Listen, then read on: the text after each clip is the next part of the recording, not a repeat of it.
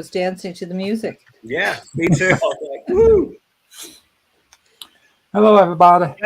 Hello. We are live. Hello. Hi, everyone. Hi, the world. We are BlogtorWho as a collective, and we've got new Doctor Who to talk about, and that's why we're on YouTube. So my name is Bedwyr. I've been writing for BlogtorWho for a little while. I'm going to introduce Susan. Hi, I'm Susan. I'm the editor and owner of BlogtorWho, and I guess I've been writing for a little while too. And I'm Peter, and I also contribute to the BlogtorWho site with various bits of nonsense, Including cosplay. Yeah. And I'm Manny. I'm Manny. I'm an old BlogtorWho fan, as well as knowing Susan. I live in Los Angeles, and a massive fan of Doctor Who with strong ties to London and sci-fi, generally here in the UK and London, so and LA. So there we go. Fantastic. And he's got a better introduction than the rest of us. Well, yes. So let's talk first of all about the 60th anniversary. We are in the 60th year of Doctor Who now. How has everyone enjoyed their 60th birthday? It's difficult. I don't know how much stuff you had in the UK, but I thought in the US we didn't really get much here. I had to get clips on YouTube and so on. Oh, I mean, what did you guys have? Everything, everywhere, all at once. Oh, okay. Well, I was going to say, I mean, it's difficult because the 50th is still in living memory, and the 50th is huge, and it's one of those weird things where 50 is technically 60 is a bigger number than 50. But at the same time, like when it's 50, everyone makes a tremendous deal about it. I mean, I remember everybody hanging on to see, are they going to have a big event that everyone can physically go to this year? And it basically wound up just in the pages of Doctor Who magazine. Russell T Davies basically just went, nah. it was just announced that there wasn't going to be with him basically going like, nah, don't feel like it. So then there wasn't. So yeah, it feels like a much smaller deal this time, even though, it still is quite a big deal. Yeah, but I think there's more online, more available all over the place. And that's what I guess I was talking about. So if you go on iPlayer, there's everything, everything that ever was and never will be, I suppose, is all out there, including, Sarah Jane and Torchwood and Confidential and some clip who's Doctor Who from 77 or something or other, some stuff that I looked at and I'm going, I don't recall ever seeing any of this. Well, we don't get that here in the US, but unless you've got a certain VPN. But I think you will actually. I think it's whenever Disney starts kind of making. So we have it comes on with a Whoniverse thing that looks very Marvelish. Would you all say that? Oh, yeah. Yes. Yeah, definitely. very Marvelish. Yeah. Very Marvelish. I suspect if you go look at at least our streaming Disney thing has a Marvel section, and I suspect you will have this big.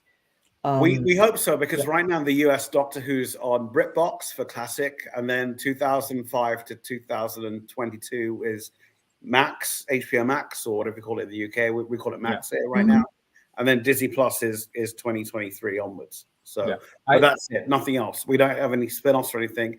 Everything's sort of divided up on those three channels. So yeah, I think the plan is, the impression that I've gotten is that they have to wait for all of the current licensing agreements to lapse. So I think the idea is that at some point Max's license for those seasons will just run out, and then they'll move it to Disney. But they can't.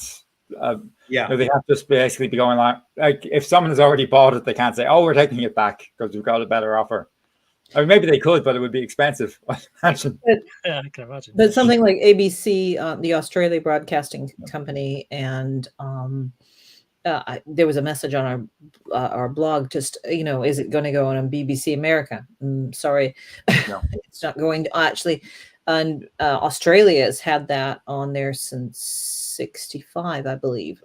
63 or 65, 63 to 65. But it's almost as long as Doctor Who's been on. They've had that license, and they don't have it now.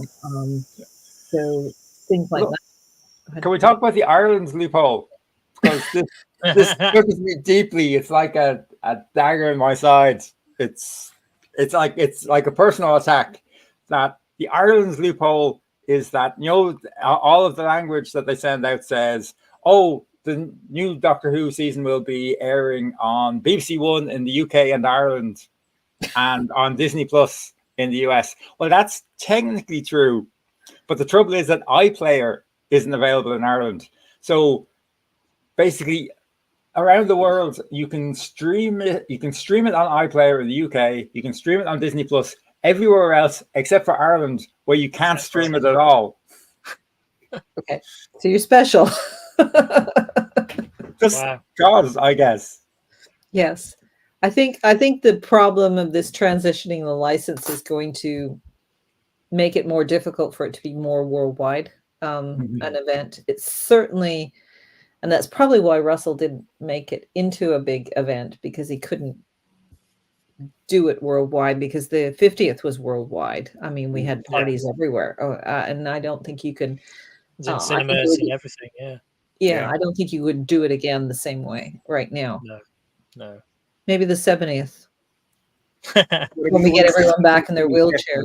Yeah. David Tennant will be back again. I'm sure of it. Yes. Almost certainly. Yeah. Absolutely. But yeah, it's. I think the iPlayer in the UK has been the big thing for the 60th, and obviously we've got 3 specials starting with the Star Beast. So, Manny, what was your overall impression of? Oh, I loved it. I thought it was great. It was like Doctor Who back to how I remembered being Doctor Who, which was 2006, 7, 8. I thought it was great. I thought it was absolutely brilliant. I loved it. I actually saw it many, many times. The first time I saw it, I was supposed to host a party, but didn't work out. So I watched it by myself, and I sat there blubbering for like about 20 minutes at the end, and I thoroughly enjoyed it. All this nostalgia of that period came back, and I think I told you before that the day after Journey's End was my flight to LA, and I moved to LA that day. So that brought back so many old memories from back home, etc. So wrapping it all up, absolutely brilliant. Loved it. Was it perfect? Almost, yeah, but it was great. Peter, how about you? I wouldn't say I loved it unconditionally. It had lots of good stuff in it, but it also had problems. Part of it, I guess, was heightened expectations, because I've been following Russell T Davies ever since he left the first time. He was great before in lots of ways, but like all of the shows that he's done in between, like Gets Us In and everything, like he's come on in leaps and bounds. And there were just a few things in this one that I thought he would have gotten over by now, like things of, oh, well, if you turn off the Doomsday device, then all of the streets heal themselves. Oh, yes. That one bugged me. I'm going, how did they heal themselves? And I was like, that's almost like the sort of thing that people used to complain that he'd do, but he never actually really did. But and now he's actually doing it. Definitely did it this week. Susan, overall? So overall, I loved it. It was great and everything like that, and I loved the energy. I loved the Doctor and Donna together. They're brilliant. Okay, and they just stepped and clicked right away. I like the characters and everything. The ending with the it's all solved, which is a bit of a Russell T Davies thing. Everything's going along massively difficult to solve, and then boop, we just have let's let it go. Yeah, I almost expected them to start singing "Let It Go." Okay, so overall very positive. I really enjoyed it. Like Manny, it felt like 2008 again. Yeah, it really did. Yeah. And that was great. And I really enjoyed having like a classic, if you can term it that way, modern Doctor Who episode. There was a threat, there was the family element, all of that sort of all those tropes really that we're used to post 2005 onwards, they were all there, and I think it was a really good opener and felt nice to be back. So I I mean, I guess we'll work through it chronologically. The one issue I did have really was the opening sort of info dump of explaining the. To me, it wasn't so much the fact that they felt they had to do it. It was the way it was delivered, direct to camera.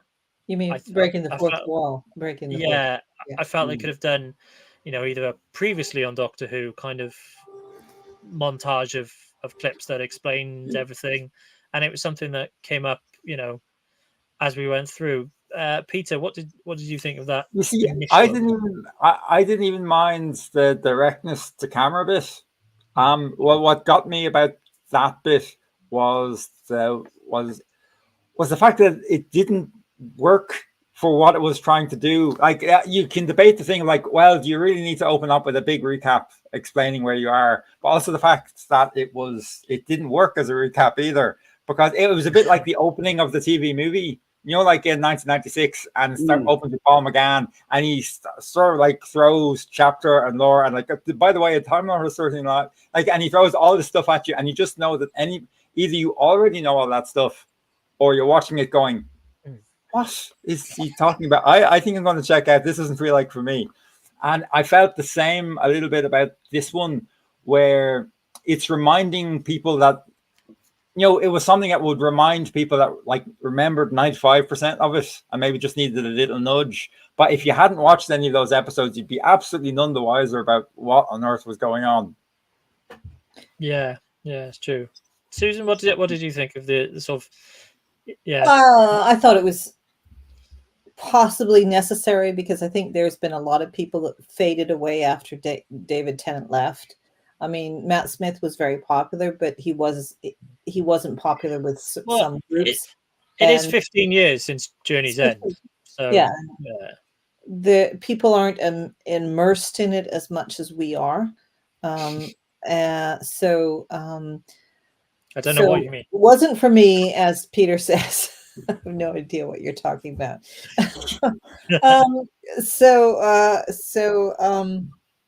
I do think it was kind of for the half in, half out crowd that had watched it before, forgotten, and using it just to poke some memories. I don't think it necessarily was completely working for the new people, and it certainly wasn't necessary for me. It just took up too much of the screen while I watched Donna just figuring out what was on the back of Donna's computer. Yeah, but I will say about that sequence.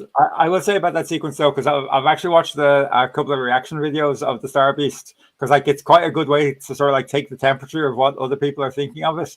I've seen people watching the Star Beast that by the time you get to that like direct to camera, like Donna talking about, I feel like I've lost something. Like people were already starting to break down in tears at that point. You're like, we're about 22 seconds into the show. Okay. Pace yourselves.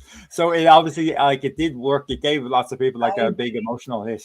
Yeah, I don't think it's for us. Okay, but I do think it was necessary. Well, I mean, when I saw it the second time, I saw it with someone that had never seen an episode of Doctor Who, and they literally had no idea what was going on, and I was like, okay, it felt them completely. We had to like stop the episode several times, go and explain to them, what certain things were, etc. I don't want to go too much into it right now because we're going to cover them later on, but it was like just it didn't work for the new people. It didn't work on us, but it kind of pretty worked, like you said, on the heel that jumped out of the sort of David Tennant sort of reign tenure, as it were. I think that's where it did, and I think that's where it was directed at. Okay. Yeah.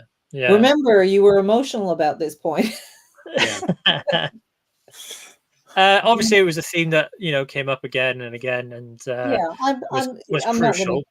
But we'll go into that a little bit, I think, as we go through. But another exciting new thing is a new title sequence. What were people's reactions to that? I didn't like the font. I didn't like where it said David Tennant, Catherine Tate. I thought that looked a little bit too. It was trying to look a bit to like Superman, with the opening credits with that, and it was just trying to do, and it just didn't. The font didn't look right. The text didn't look right. I mean, the sort of colorful sort of Apple background title sequence, and that was kind of cool. But I think it was too colorful. I think too colorful, and the font just didn't look right. The diamond looked great. The BBC Doctor Who bit that looked great, but the rest of it just looked a bit out of place though. Yeah, I get the colourful thing because it felt like gas clouds rather than space. Yeah. The old iPod or Apple commercials where they have the whole that paint splashing and that kind of stuff. That's what it reminds you. Yeah. Peter? Well, I thought, because I swear we're soon going to come to bits of the episodes that I have no notes on, because at the moment we're simply going through a list of minor nitpicks that I've got about it. But with the opening title sequence, I mean, first of all, I actually did overall. I really liked the opening title sequence. It did really hit me that.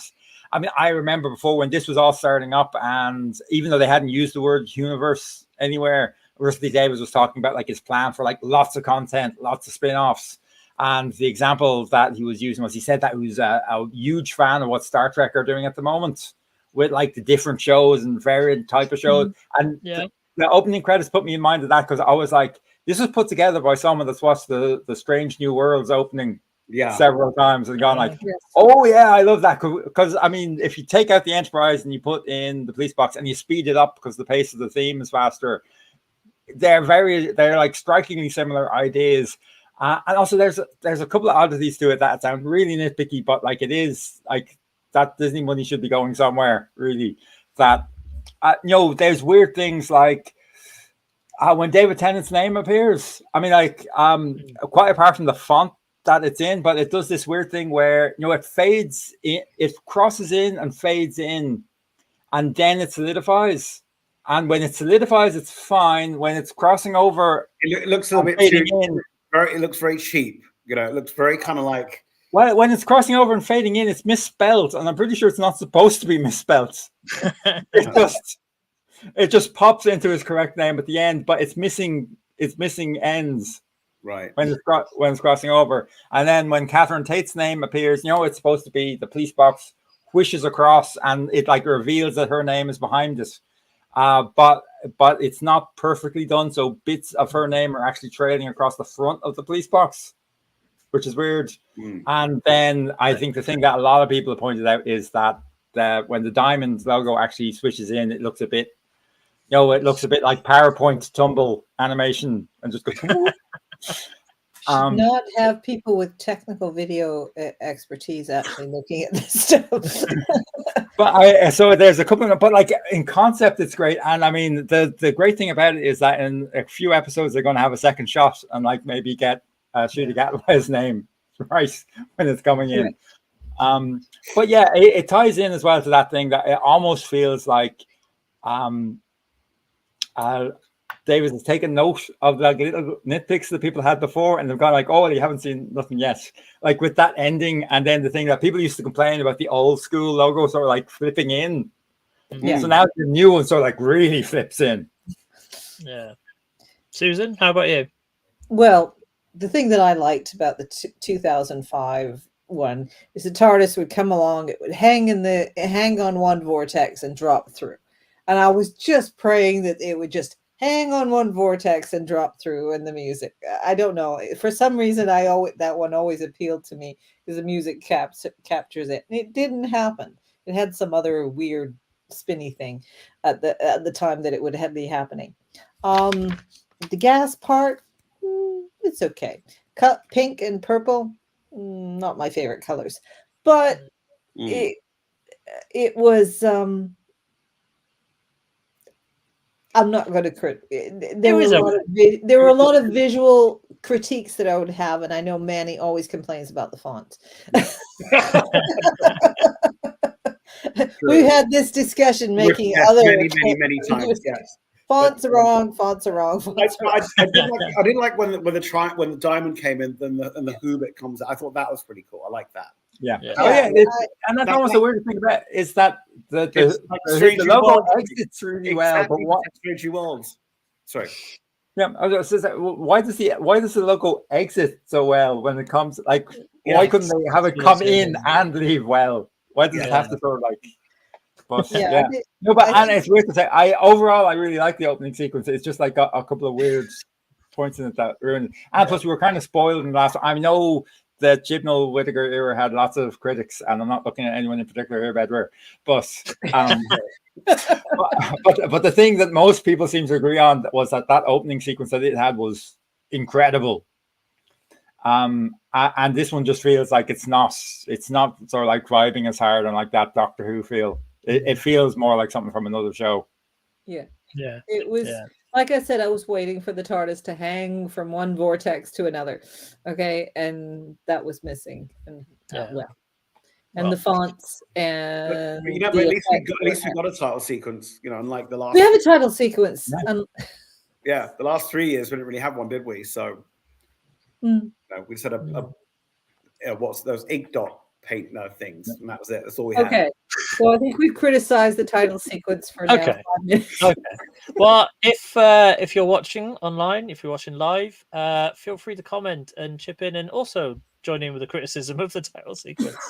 But let's move on. We got the titles, and the TARDIS materializes, and David Tennant struts out in classic or 10th Doctor fashion, really. Susan, Tennant, he's doing Tennant. I put my review up. I think it's David Tennant being David Tennant for the 10th, but he wasn't exactly the same as the 14th. No. So the 14th is different. But when he walked out there, he certainly was like remnants of the Christmas one were that happened after Donna left. Which the Next Doctor. The Next Doctor. Thank you very much. He walked out like there, and it was a bit like that, yes, and all the other stuff. I can talk. I'll leave that the whole David Tennant character, because I did put my review up on that about the changes. But I just thought it was lovely to see him walk out with a strut and a smile and a spin, and taking you right back to 2006, 2008, whatever. It was just enjoyable. All right, and you should always give David Tennant a flashy coat where he can spin it. Yeah, I mean, well, Peter, you look the part. So, did it work for you? Was Tennant in the streets of London? Thank you for coming to the good bits of the episode now. So I finally don't seem like a terrible grump about everything. But David Tennant was brilliant, and I mean, because he's always brilliant in everything that he does. I mean, there's no one quite like him for just being able to throw his hands to like terrible people, and like fantastic like coat swishy heroes. And he was great in this. He definitely did. I mean, I agree with him what he said in like behind the scenes material, that there was no point in getting him back to play a completely different version of the Doctor. That like it might have been satisfying for some. It might have been satisfying for him to sort of be able to demonstrate, oh, look at my range, I can play this part completely differently. But it wouldn't have been satisfying to the people expecting to see him back. So I appreciate that. But I mean, he hasn't really lost his touch. Like everything that he did in it was like perfect. Absolutely great. Yeah, I do think he.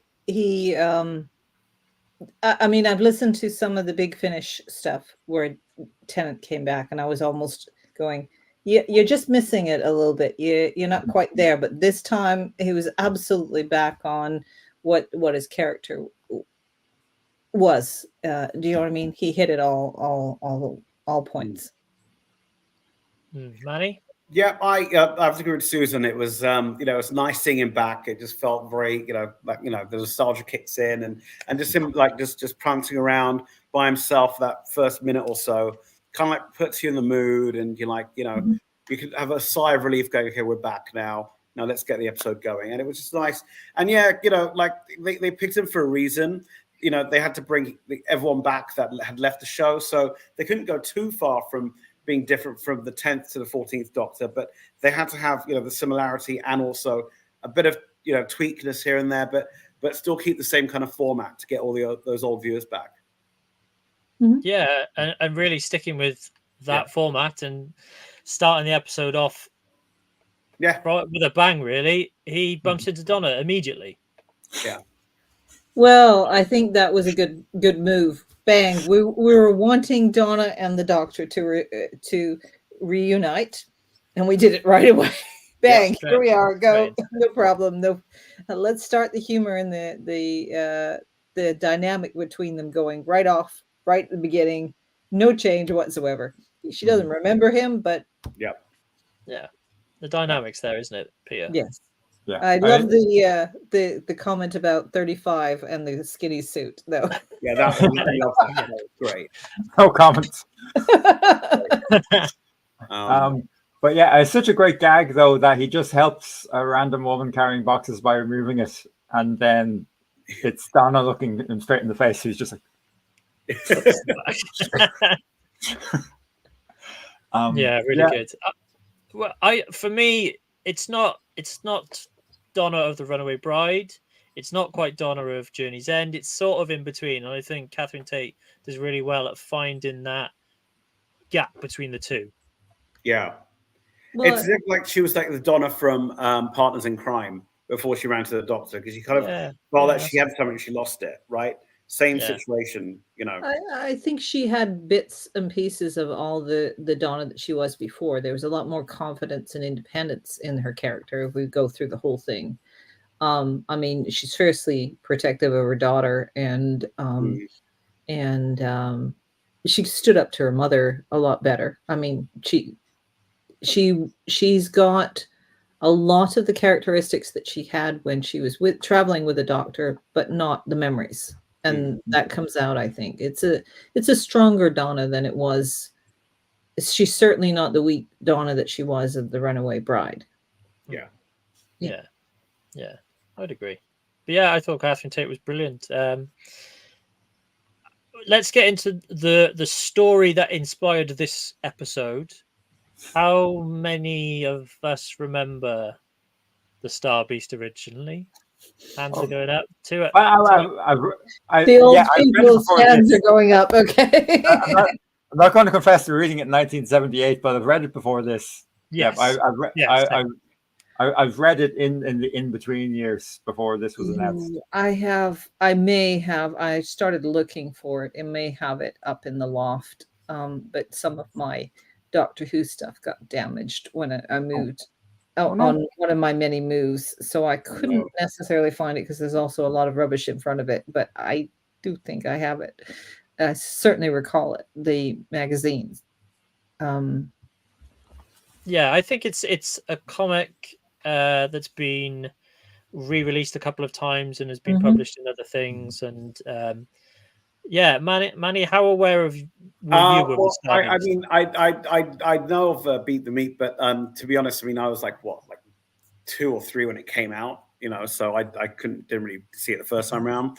But I know it was one of the most popular comics out there, and it was a brilliant move from Russell to take that storyline, because, you know, what do you do on the anniversary? You've done everything else. Let's do something that the fans really enjoy, and let's do something that no one's done before, which is take an old story from a comic book and make it into live action. And as you saw on Unleashed, one of the 2 guys that wrote the comic book, one illustrated, one wrote it, obviously. When they saw it come to life, their faces were just, you know, were just seeing their faces was just joyful, and it was like seeing, you know, when we saw Van Gogh see his paintings come alive, you know, and that Doctor episode, it was exactly the same reaction to that, you know. So it was great. I kind of liked the fact that Russell made that decision. And, you know, I mean, you know, when, you know, after 60 years, what other stories can you tell that's going to get the fans back? So, you know, the brilliant move to getting David and Catherine back, as well as bringing back the older fans with Meet the Beat, you know, because that was in the Tom Baker era, bringing them back. Well, the whole thing was great. You know, for an anniversary special, it was exactly what was, I think, needed, to be honest. I think Pat Mills and, you know, Dave Gibbons have come up with a great idea and a great character in the Meep, and the realization of that was so impressive. And again, you know, we'll talk a little bit about Unleashed towards the end, but yeah, that it was a physical entity. They created a meep, and that was amazing. And I thought the Wrath Warriors as well looked really strong and really good, and just consistent with the comic. Susan, as someone who read the comic, would you agree with that?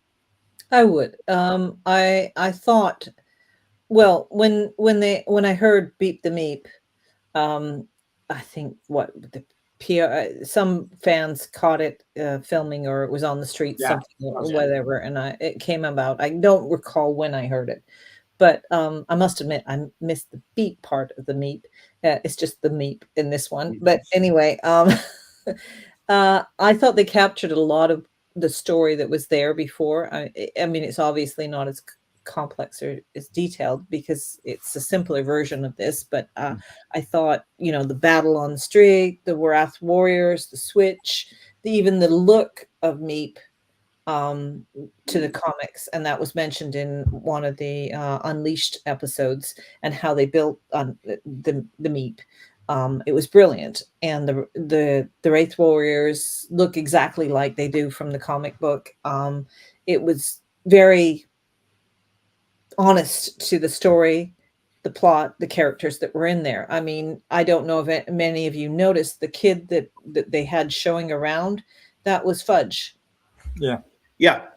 Okay. They didn't name him, but that was Fudge because we were lucky enough to get the names that they have for the characters on the pictures. But that's Fudge, and originally it was Fudge and Sharon that chased down the Meep, etc., and found them. And it was so lovely that was even recognized for people like me. I went, Fudge, yay! Had the pictures. Okay, so it was definitely a true to.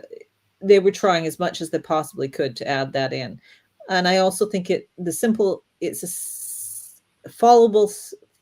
It's a followable. You can follow the story very easily.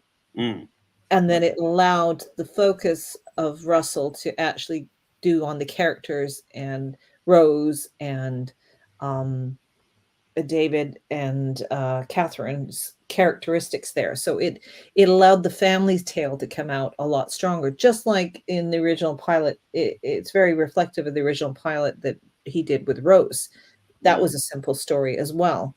But it was all introducing the characters and their relationships to each other, and this is a reflection of Rose, and it's a reflection of Starbeast. And I don't mean Rose in Noble. I mean Rose. Peter, thoughts on the Wrath Warriors in particular? I thought the movement was really good.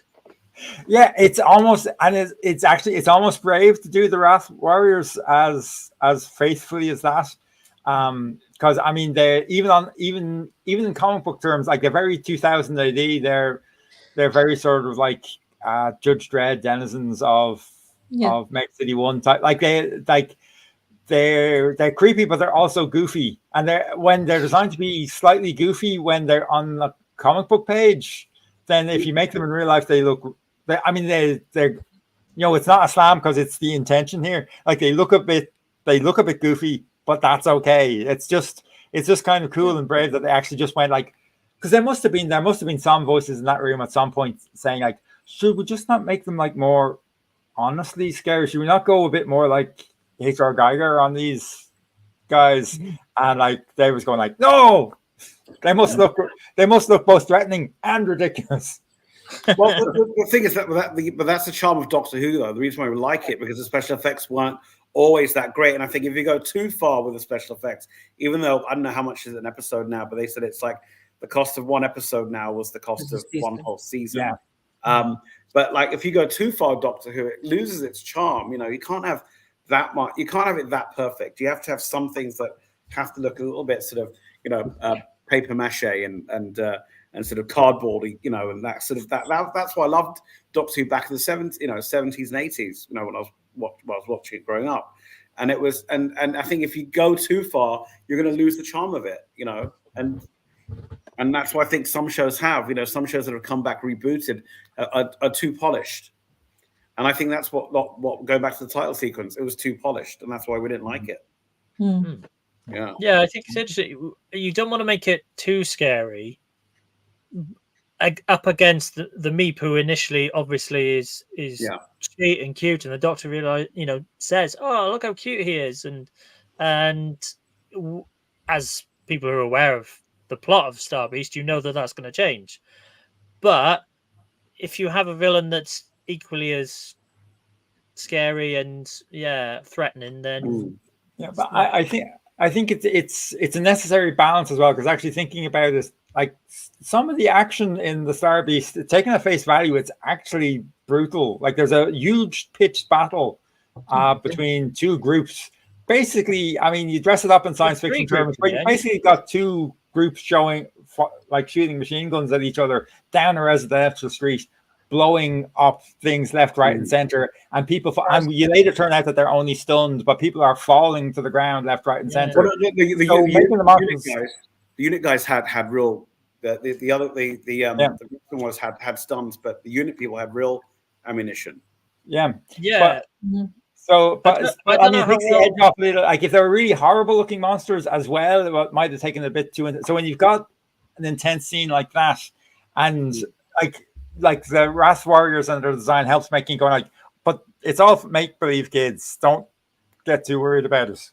Yeah, I don't know how well it came across, but there's kind of two elements of unit soldiers. There's the ones that have been taken over by the psychedelic stuff and the Meep, trying to rescue the Meep.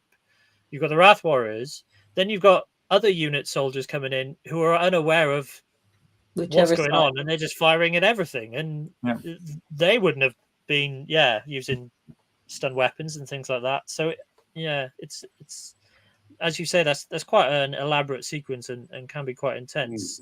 Susan, that I thought it it took a bit of the edge off of the fear and things like that.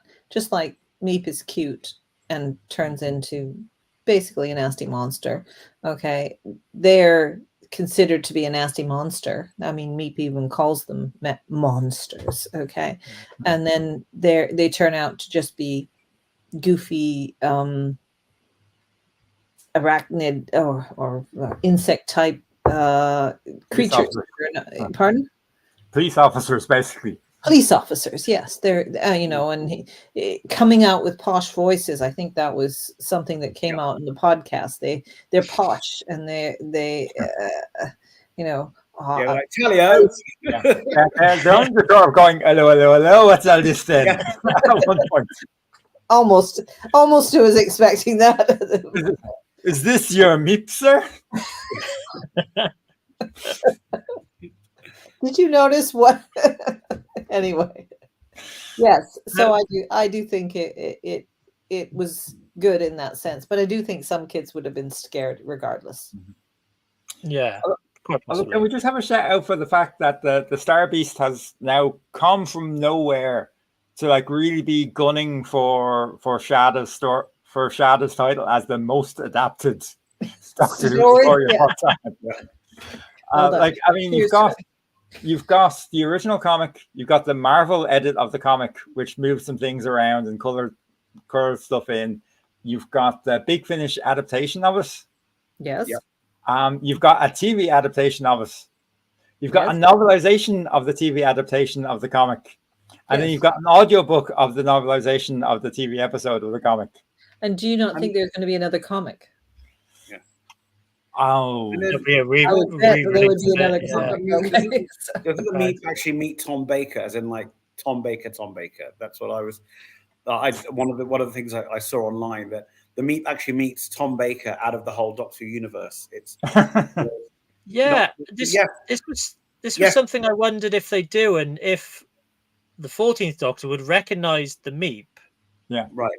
Because his fourth incarnation had encountered him in the comic. Whether that was, but then that's too meta for that's a bit complicated. So just Jordan, thank you for watching. Describing it as that action sequence is very cinematic. Completely agree.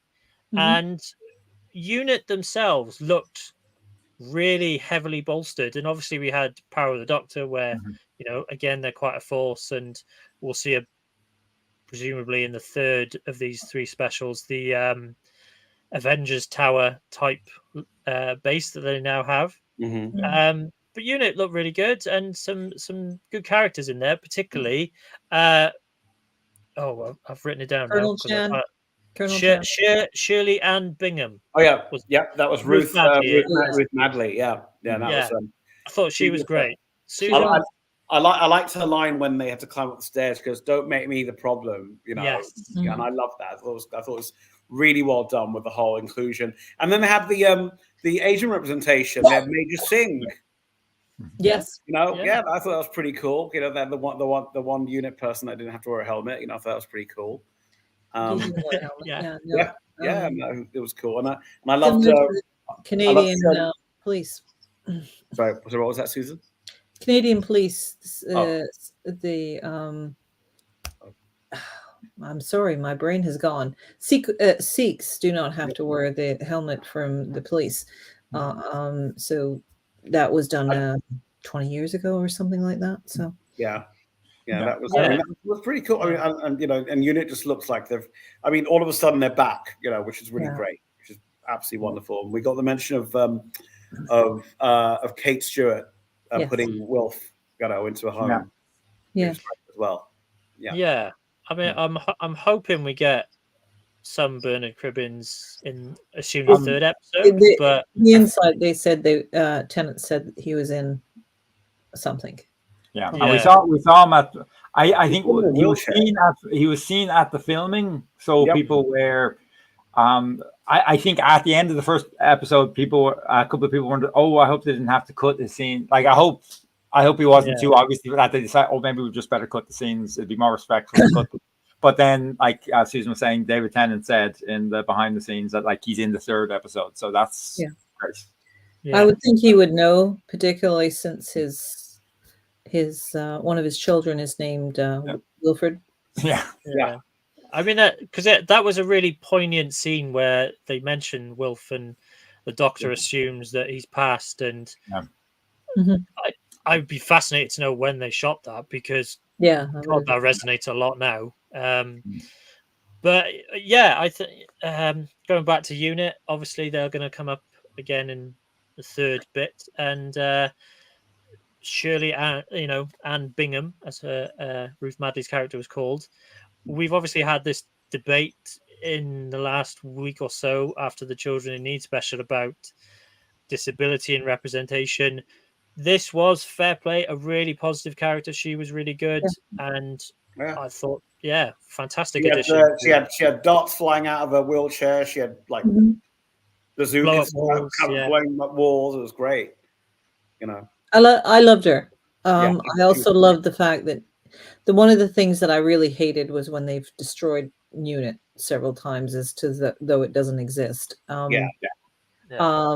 Unit, as the Doctor said, are his guys, right? Do you know what I mean? And I not Torchwood or not all these other people, but he's always sort of. I often feel like if the TARDIS broke, he'd end up back there with a job. Okay, I got to get a real job. Let's go work for Unit. And we've gone from them having no budget and being disbanded because of that to wow, they've got billions by the looks of it. I hadn't realized how big, because you don't at first glance you don't realize how big that building is, and then I looked again at one of the establishment shots, and like the walkie-talkie tower in London like comes to about like 40% of the floors of the new Unit building. I'm like, that's must be one of the biggest buildings in the whole world. So you feel like it must be the global Unit headquarters now at this stage. And why on earth have they put it smack dam in the middle of one of the? I mean, that's almost like people. The Avengers link is obviously right there with the design of it, but it's also got that Avengers thing of like, why have you put your headquarters in the middle of one of the most heavily populated cities in the world? Do you not think that's going to attract some trouble at some point? Well, London always seems to be the most invaded as well in Doctor Who as well. So is there they're in Oh. the action rather than Geneva. Recently, in the last era, wasn't Sheffield invaded the most, wasn't it? Yeah, I think Yeah. so. Sheffield was invaded the most beforehand, but Russell T. Davies seems to want to destroy London every other week. Yeah. Yeah. I I mean, recall you already mentioned the sort of it gets destroyed and then magically by reversing it, it comes back together again. But didn't like that one. Yeah, Let- not for Unit Old headquarters. that So was that got too blown easy. up good and stayed that way. I mean, let's see what the giggle has. Yeah, I do hope we enjoy do that. get more with Manny, because she's absolutely fantastic. She's fantastic in Years and Years, and she's actually fantastic as Hebe, the Sixth Doctor's companion in the audios. She's Yes. utterly brilliant in those. I felt like she was slightly wasted in the Star Beast, in that, like, you know, she turned up and basically acted as a prompt for the Doctor to deliver some exposition at her. And then later on, she turned up at a convenient moment when, like, the Doctor needed to get in somewhere, so she let him in, basically by blowing a hole in the wall, which is super cool way to let somebody in. But that was kind of her contribution. So I think that she's great. I hope that she gets a lot more to do, in the giggle, though. Yeah, She's hopefully an ongoing character for. Yeah, I mean, I know that she's in it, but I just hope that she gets like a good chunk of. But I mean, I feel like she's going to cross over into Shuji's eras too. Yeah. So that would be good. Yeah, I hope so. And again, just Jordan. Hopefully, Shirley might be somewhat of a Yates type character. I mean, he went a bit off the rails in Planet of Spiders, but you know, hopefully that consistent presence from Unit. Yeah, well, I mean, not to be controversial, but I feel like that is one of the slight limitations of RTD's new approach to these things, is that we know for certain which Unit character isn't going to suddenly turn traitor and try and roll back time.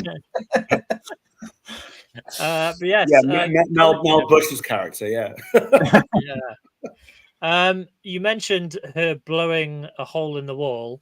Now, she didn't really need to do that because the sonic can, you know, disrupt the concrete or the mortar, as was unless correctly they took the sonic off him. They probably took the sonic off him because no, I think it was so that the swishy coat could go through the stuff and give Donna a recognition of him running like that. I looked at it and I go, I can't remember where that shot would have been before. I think that shot's or maybe the bazooka's wheelchair thing was probably just, I don't know, did it a lot faster than the sonic screwdriver. I don't know.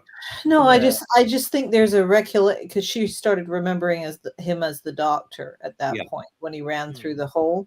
Right. Yes, you're right. Yes. And I think there's a shot. My brain was going, is there a shot somewhere with Donna around where he's leaped through the thing like that?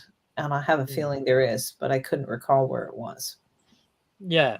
So I mean, the whole Donna thing is that if she remembers him, she'll die. She'll die and all that.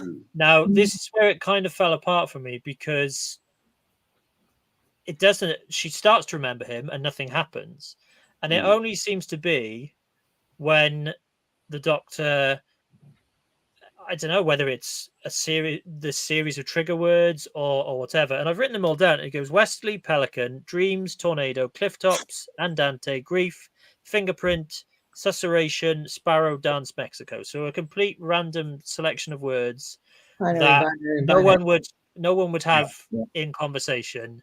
And that's what unleashes it. So it wasn't actually that when she remembers it all goes, I don't think she was supposed to, when she said Doctor, I don't think she was supposed to have remembered Doctor, just like when he says would have given the money away. It's kind of one of those subconscious things that come out. Okay. A bit like when Tennant's character had gone to 1913 and things just eked out. Okay. Do you know what I mean? I think that was an eking out moment, not I remembered. I bet you if they had another line in there where her mother talked to her, she would have said, "I never said the doctor." Yeah. Okay, you know what I Yeah. mean? Yeah, Manny, did that bit throw you at all? How did that whole transition happen for you? I mean, if we could speak on days about how many plot holes there were with this whole thing, right? But Yeah. the thing, what got me was that it was just it for me. It just didn't matter. It was the fact that we had both of them back, and Russell could do whatever he really wanted. Because let's face it, if you think about it logically, it doesn't. None of it makes any sense anyway. But I think it was it just did. When she said doctor, then why did she start remembering then? Why all of a sudden do you have to give all those those trigger words for her to remember? So that was by that point I was just hoping for her to start to remember, and I think the emotions kick in and the sort of logic goes out the window. You just want to see those two back together again, and you look at the watch, you go, okay, we're 3/4 of the episode. They've got to do it now, and your brain's like, don't care how we get there. Let's just get there. We want to see them back to being Okay, themselves. well, I think this is my point where I want to say is that the getting back together, but this is where Tennant's character, the 14th Doctor, is different. And I loved that man. I loved my best friend. He actually gives her the choice, and he honors her choice, and that was always what that arrogance or that confidence that I'm right, I know better than all of you. That's the difference that this character has from the 10th character. I think that's a brilliant point, and I wish that it was one of those times where you're almost like waiting for them to make a reference that then they don't. That I almost expect them to actually refer to the fact that since that had happened to Donna, the same thing had happened to him. That since then he's been the 12th Doctor, and he's known what that feels like to have a big part of your life ripped out of your memory, so that you know that you've lost something, but you're not quite sure what. I mean, he's been through that experience that Donna has gone through, without. So I mean, it does feel like they could have. It's there if you know it, but it feels like they could have just slightly made that connection of that. That's why he's different. He's learned that from that experience himself. Yeah, and I think there's a degree of hesitance or a degree of lack of arrogance that the 14th Doctor has that you sort of get when you're older. You're not quite, everything isn't as black and white. Everything isn't as clear cut. You're not always right. And you sort of double check or your assumptions. And that was written by Russell T. Davies, but and while David Tennant, and I don't necessarily believe him on this one, said they didn't try and play their characters different. I think he did catch that and played that with the words that he was doing, because he was more hesitant when he was responding. So do you understand? And I think that's the play in there, because it's always that. I mean, the 10th Doctor took Rose's choice away. He took Jack's choice away. He took Donna's choice away. You know what I mean? He dictated to them what was the right answer, and they didn't get to choose. In this point in time, Donna says, "This is what I want to do. This is how I want to do it. You honor me," and he did. Do you know what I mean? Yeah, and Catherine Tate plays it brilliantly when she's got that power back and everything. So much energy is fantastic. Yeah, but anyway, that's what I was just saying is one of the differences, and I do think the characters are different than when they were the 10th. In 2008. Okay.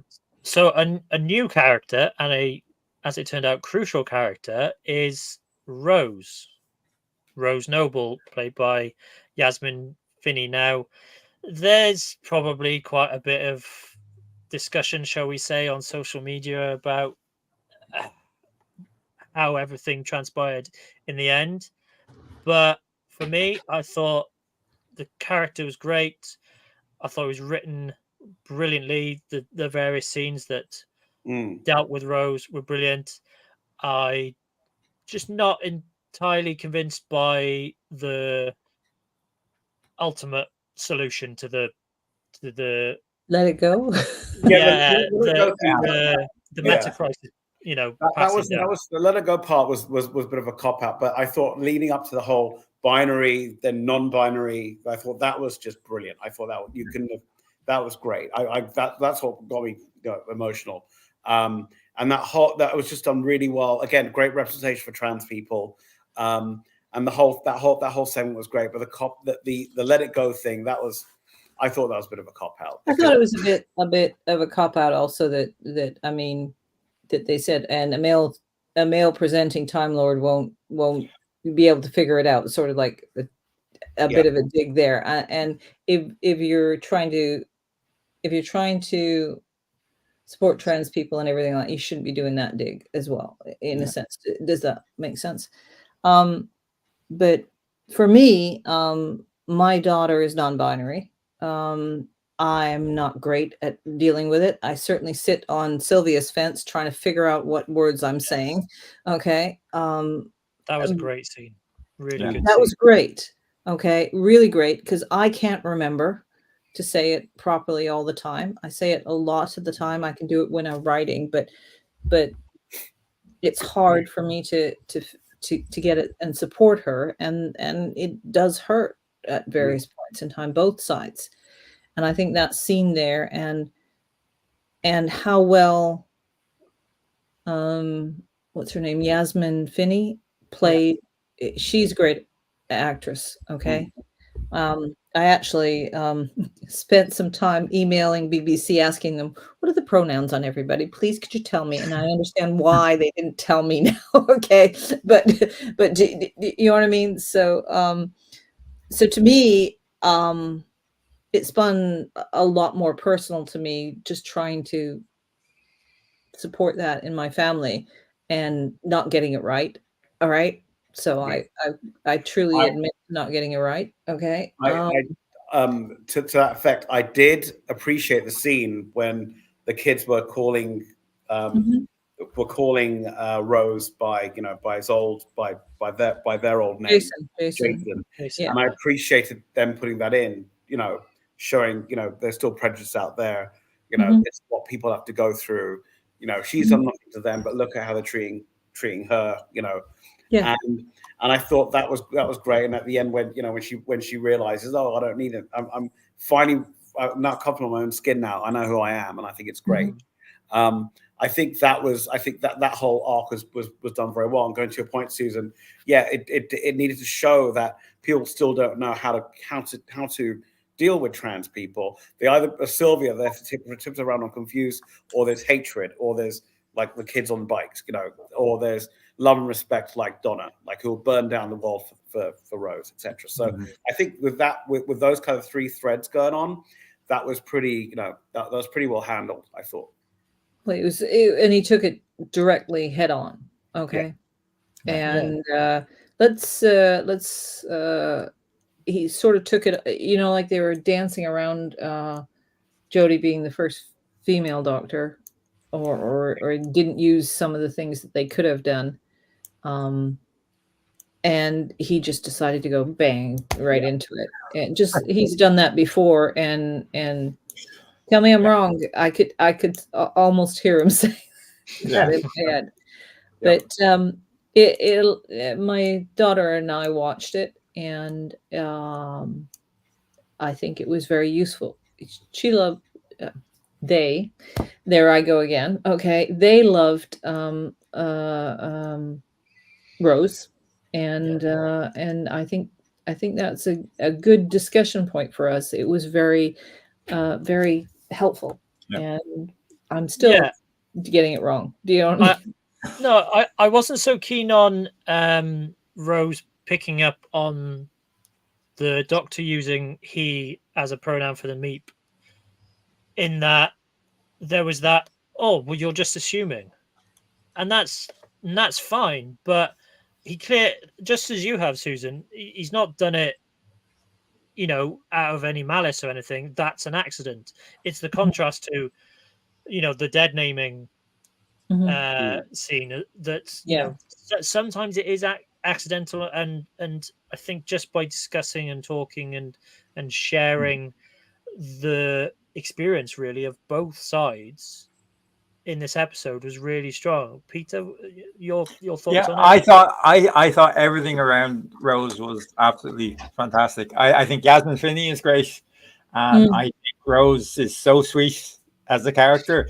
And it's almost it sounds like a terrible thing to say, but it's almost like you could almost, the reason that she doesn't get in the TARDIS at the end is almost that she's too sweet. It's like you kind of go like, well, you're not going to survive out there because you're too nice. And like cuddle up to creatures like the meat and everything just instinctively. So she's adorable and she's lovely. And the handling of her own story, I thought was brilliant. And I mean, it contained and things like Sylvia, which is I thought that was an important scene to actually give people the confidence of I think part of the reason that sometimes people go down the path of being frustrated and then frustrated into cross is because they feel like they're not allowed to make mistakes, and then therefore it's other people's fault that they're not allowed to mistakes. But when in fact, from my experience, as long as you're trying, people are in that situation are very understanding of it typically. So I thought that was a great scene to be like, for the Sylvias in the world to be like, it's okay. The world isn't going to burn down. Just keep on trying your best. And it's grand. The one person I think that we didn't touch upon that had no problem with any of it was the dad, was Sean Temple. He was he's the coolest dad. Oh well. the cool best two girls on the planet. I don't care. But can we highlight actually about that with the dad, that as far as we know, because they wouldn't, would they? Because it'd be a dangerous thing to do to tell him about Donna's past. He didn't come into the picture until afterwards. So why would Wilf and Sylvia tell him, oh, there's this terrible secret about Donna that she used to fly around with aliens? They don't say this. Wesley. Secret, he might say it. He might blurt it out. So obviously you're not going to tell him the secret. So as far as we know, this is his first night of any experience with any of this stuff. And his whole response is like, yeah, that's about typical. Well, no, that smells nice. Why am I not surprised? Did he not see at the end of time though? Wasn't he? Remember when her head exploded and didn't he not see that? He wasn't there. No, he wasn't. Oh there. No, well, he got turned into. He was the master at the time. Oh yes, you're right. Yes. Yes. Yeah, the question I had though is, I was sitting there going, so the meta crisis was passed on, and the meta crisis is actually the Doctor and Donna. Okay, so is Rose also the Doctor's daughter as well as Sean's daughter? Wow. I was sitting there going, okay. I guess he isn't any longer because that whole aspect. She let it go. Okay.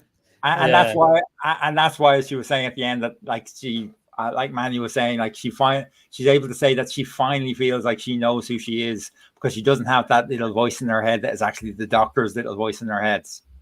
Trying to tell her. Is that what it was? Okay. Yeah. Because I was sitting there going, although, like I said, we could pick holes in it all day. But the fact is, we just have to get to that point. No, I love the character, but that was one thing I was sitting. My brain was going. Although I mean, it does speak to outside. it speaks to the exact difference you were talking about before, Susan. That the whole thing that this particular Doctor, maybe other Doctors in between would have realized it, but this particular Doctor, like the David Tennant incarnation, more specifically the 10th Doctor, just couldn't conceive of the idea of you could just let it go. Yeah. Like you could give up now, almost like the third Doctor in Planet of Spiders with the thing of my problem is that I can't let go of knowledge. If I see knowledge, I have to chase it. And that falling again into the 10th Doctor, that that's their sort of criticism of him of well, of course you never realized this was a potential solution. It would never occur to you to just let go of knowledge, that knowledge and power that you didn't, that you had your hands on. I I agree. I kind of agree that the male presenting line is a bit much, but I mean, it's one of those things where, I mean, it sort of comes from the same bucket as, you know, the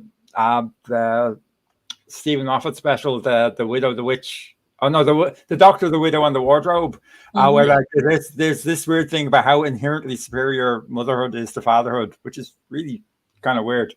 But like it comes from the same sort of like very low level of actually two-way sexism, because it's basically saying as well, that was sort of like, well, if you don't have strong maternal instincts, you're not like a proper woman. Again, into this one, it's kind of like, well, if you're ambitious and you actually like crave those, or like if you like control and you like power, then you're not a proper woman either if you're ambitious.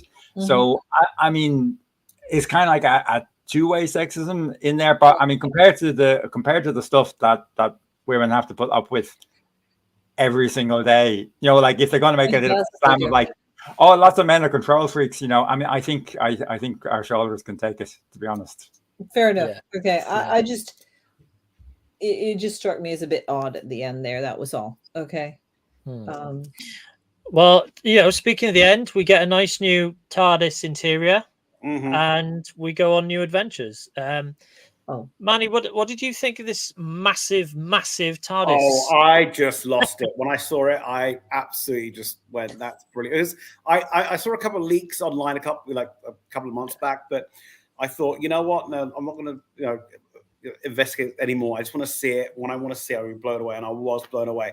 I thought the disco effect, it's probably going to grow on me, but I did like the whole how it can change color, and it looked like a Mac store, but on again, that sort of white sterile sort of feel. But then again, it's going back to the old, you know, the roundlings and the white TARDIS, and that's what I love about Doctor Who. And I think with Ncuti's Doctor, I think he's going to add more things to it and make it less so sterile. But I think with this, they're going to start with a blank canvas, and then they'll add to it. Because I mean, if they spent so much money on a set like that, they're not going to get rid of it instantly. They're going to keep it for a very long time.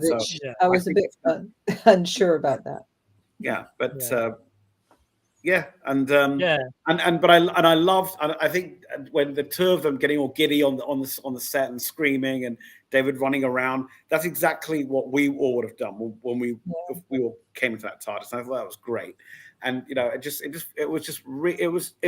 kind of felt like that was the icing on the cake for me.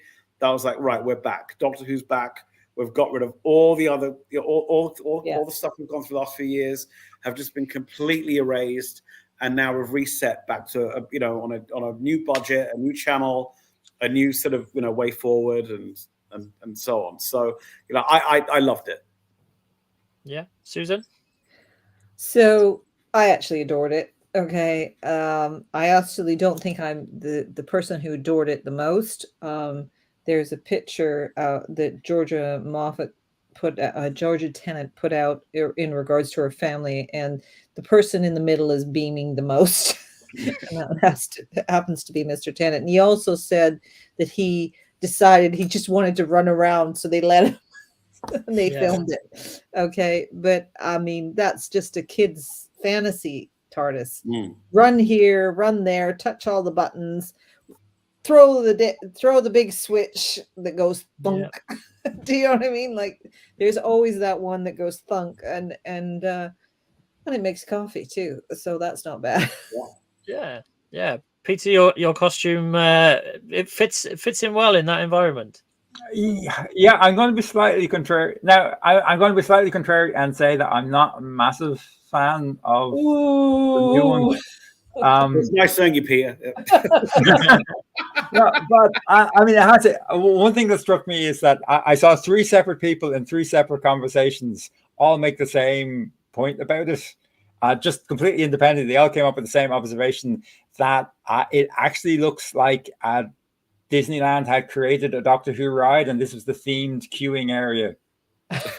Okay. I always want. We need a hat stand. There needs to be a hat stand. Yeah, I mean, there does definitely need to be more stuff in it. I think it loses part of the character of the TARDIS, because the TARDIS has to be simultaneously like this incredible, awe-inspiring, futuristic machine, and a home, and it also has to look like it's had better days. And a piece of junk. So it's like it doesn't look like a set that Roger Delgado would walk onto and then go, what? It's like trying to fly a stove. Yeah. It doesn't. You mean it doesn't look like he stole it out of the junkyard? Is what? Yeah, you're it doesn't look like it was stolen out of a junkyard, basically. Yeah. And that's kind of my thing. And I mean, about the flashing lights around the side, I'm not convinced how much that will actually happen, because if you remember, the Tennant's original TARDIS was designed to do that too. But they just hardly ever actually did it because it was too much of a pain in the neck to set up. Yeah. Like but they've got money now, so they can do they can kind of do whatever they want with it.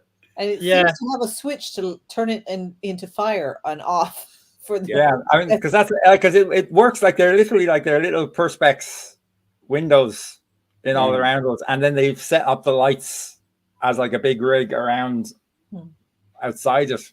So I don't know how often that they're going to feel like, oh yeah, will we set up the light rig for this scene, or will we just maybe take the 12 to 14 hours back? Yeah. I mean, just Jordan's made an interesting point. It's designed to be accessible. Yeah. And all the ramps are great. I mean, Tennant just running around like a lunatic on it. I didn't necessarily understand the purpose of all the ramps, other than to let him run around. Because when they did the initial, the first TARDIS from 2005, they said it was just a room, and that's what the comment. Everyone said it just looked like it was just one room, and that was it. And there was no other areas they can go off to. So that's why they put all the different doors all the way through. You had to look at it. There were doors everywhere. Yeah, and then the coffee machine. I have to say this. Okay, Donna said it looked clean. I'd hate to be the person cleaning it. Yeah, that's very true. Yeah, I mean, especially now because the coffee machine and Donna's coffee's gone all over the console, and I mean, I was annoyed by the coffee machine thing, but then it made sense. I mean, everywhere's got to have a coffee machine because we're all addicted to. Well, then you can have Starbucks in the background sponsoring it. Next, I kind of expected that, if I'm honest. I thought there was going to be a sponsorship. Really? Decal somewhere. What about the Red Dawn poster? Oh. What Red Dawn poster? When the meet and everybody was going by, they were right behind. There was a Red Dawn poster. Oh, I didn't pick up on that. Like the classic film, Red Dawn. I didn't. I clocked it. You just drew my memory. Yes. Wow. They were all walking by the guy who was sleeping, and right prominently behind them was the Red Dawn. Yeah. Well, we're not going red. We're going into the Wild Blue Yonder next. Yep. So excited for what terrors that will bring us, really. Well, I think it's just as terrifying as Tuna Madras. Did you see it was one of the things? Tuna Madras would kill Wild Blue Yonder happens after Tuna Madras, basically. Apart from the fact that it would kill me, okay. What is Tuna Madras? Hey, it's Madras with tuna in it. I got that part. But and did you see that actually on the podcast they brought some out? They forced them to eat some tuna madras on the podcast, the official podcast. I saw that. Yeah, presumably according to the Sylvia's recipe, and it was like it has olives in it as well. Oh God! Oh. Wow. Well, Okay, anyway. Well, thank you all for joining me to discuss the Star Beast. Should we do this again next week? Yeah. I'm it was fun. It was fun. We got more new Doctor Who. It's great. Yeah, we talked longer than we were expected to, though. Yeah. Well, it shows how excited we are about having Doctor Who back. And as my T-shirt attests, feels like 2008. So say goodbye, everyone. Okay. Goodbye, everyone. Bye. Bye. Bye. Bye.